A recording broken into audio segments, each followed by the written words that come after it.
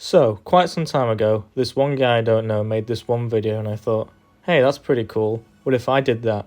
But like, with the other guy, Megamind. So I'm going to rank all the factions in the Spider-Man Insomniac games by strength, intelligence, and leadership. And I'm not going to count those random goons and crimes. Okay, start. So the first faction we encounter is Kingpin Thugs, and honestly, they're not that impressive. They're mostly just normal guys with a couple guns. Maybe there's some guys with shields there. But overall, they're not that strong. They've not got any powers or abilities that put them above the rest. In terms of strategy, they were able to trick Spider-Man to thinking they were police when actually they were thugs in disguise, but that's about it. Kingpin himself's a decent leader, but yeah, not much else going on there. He's at least strong enough to fight against Spider-Man and is smart enough to keep other factions at bay with his strategies, but other than that, he's really underwhelming compared to other leaders. So overall, in terms of the ranking, for strength, they get a 2. For strategy, they get a 3, and for leadership, they get an 8, giving them an overall score of 4.3. And now we've got Mr. Negative and his demons, and they're a lot good. They've got actual powers this time that allow them to fight against Spider-Man. They've got a good number of people. They've got actual different abilities and stuff. They've got whips, they've got strong guys. In terms of strategy, they're pretty good. They were able to form an uprising after Kingpin was taken down. They were able to plan the bombing at Norman Osborn's speech. And overall, yeah, they've got some good abilities. Able to single-handedly throw the city into panic. And then Mr. Negative himself is pretty damn strong, able to fight Spider-Man in a 1v1 twice, although he did lose both times. In terms of strength, they get a 7, strategy an 8, and leadership a 6, since Mr. Negative did get captured and have to be saved by Dr. Octopus. So, overall, these douchebags get a nice 7. And now we got the Sable agents, and honestly, I don't got much to say about these guys. For strength, they get a 5. We've got some cool tech. Sable herself's pretty strong, but not much else. For tactics, they get a 5. They work effectively together. For leadership, they get a 5. I don't got much to say about them overall. Giving them an overall score of 5. Moving on to Spider-Man Miles Morales, now we've got the purple guys. And girls. So overall, they're pretty strong. They've got some cool tech. They've got some great gadgets that are enough to keep up with Spider-Man. Tinkerer is also pretty strong, able to hold her own against Spider-Man in a 1v1 and even occasionally win. In terms of tactics, they're overall pretty good. They were able to organise that explosion at the bridge. They were able to basically throw the city in chaos. But now we got leadership, and here's the big problem. Tinkerer is fucking stupid. How in the shit would blowing up Roxxon Plaza help bring down Roxxon? We're $1 billion corporation. Why won't you listen to Miles when he is 100% right in this scenario? She somehow causes more damage than Roxxon could ever do. But yeah, she's kinda dumb. So for strength, they get a 6. For tactics, they get an 8. And for leadership, a 3.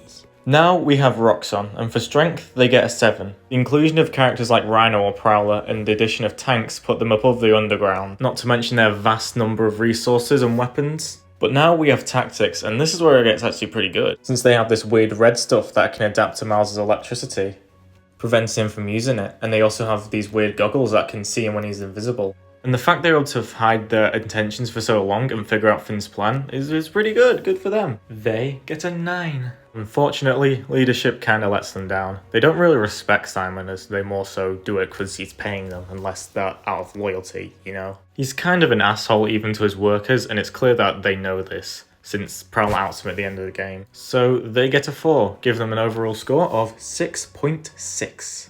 Now it's time for Spider-Man 2, and first up we got the Hunters, and yeah, they're pretty good. They get a solid 8 for strength. Not only are they highly trained martial artists, they've also got a wide array of versatile weaponry, like tanks, electric web things, robot dogs, all that good stuff. They even developed weapons capable of taking down characters like Sandman. And now, strategy. They get a 7. They're essentially able to do everything they set out to do, They're practically able to track down every single Spider-Man villain and capture them. They're able to successfully trick Miles and capture him. They successfully blew up the Emily May Foundation, because they're kind of assholes. That's their job. But it's kind of embarrassing how one single person was able to practically outsmart the entire faction. That being MJ somehow sneaking around in this highly secure facility.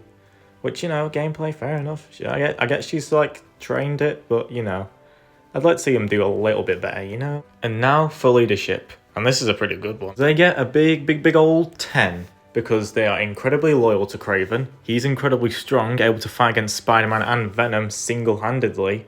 And yeah, that's it. He's cool. Everyone likes him. 10 out of 10. So overall, the Hunters get an 8.3. And now we have Venom, and for strength, they get a 10. Even a small group of them were able to completely overwhelm Peter and Miles. It didn't take them long at all to completely overthrow the city. And the bigger versions of them are able to fight Peter in a one-on-one. You also got characters like Scream, who are even stronger than Spider-Man. And then you also got Venom himself, who was by far the strongest character seen in this series so far, able to fight Kraven like in a one-on-one and kill him. Yeah, they're weak to sound, but doesn't seem to slow them down much. And for strategy, they get a 3. They're not that smart, they're mostly just mindless drones who do whatever Venom tells them to do. And for leadership, they get an 8, mostly because it's a hive mind and Venom can control them. So overall, they get a 7. And finally, we have the Cult of the Flame. And for strength, they get a 5. It's like, they really just got fire. I mean, fire is cool, but that's about it. For strategy, they get like a 4. I mean, they brand people in broad daylight, so that's not very smart. But I mean, they managed to get the symbiote, so they got that going for them, I guess. And for strategy, it's a 7. I mean, like, they freaking worship the guy leading them, the Cletus. And so, yeah. And he does a pretty decent job at leading them, so overall, yeah, it's a 7. And overall they get a 4.6. So, here are the final results.